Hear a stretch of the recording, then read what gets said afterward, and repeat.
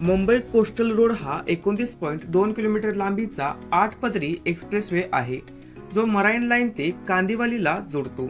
या प्रकल्पामुळे दक्षिण मुंबई आणि पश्चिम उपनगरांमधील प्रवास वेळ कमी होण्याची अपेक्षा आहे।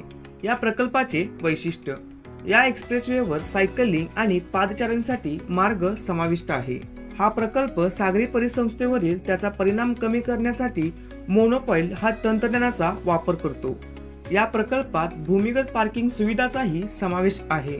या प्रकल्पात पादचाऱ्यांसाठी 20 अंडरपासचाही समावेश आहे। या प्रकल्पाचे काही टप्पे: प्रकल्पाचे पहिल्या टप्प्याचे उद्घाटन 11 मार्च 2024 रोजी झाले।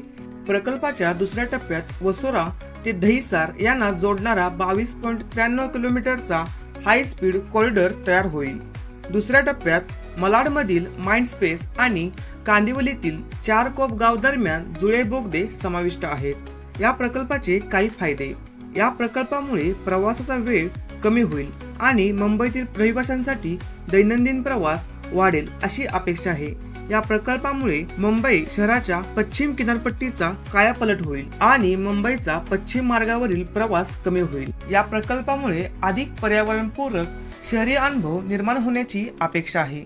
या प्रकल्पाचा खर्च 14,000 कोटी आहे आणि हा प्रोजेक्ट 2026 पर्यंत पूर्णपणे होईल असे सांगितले आहे।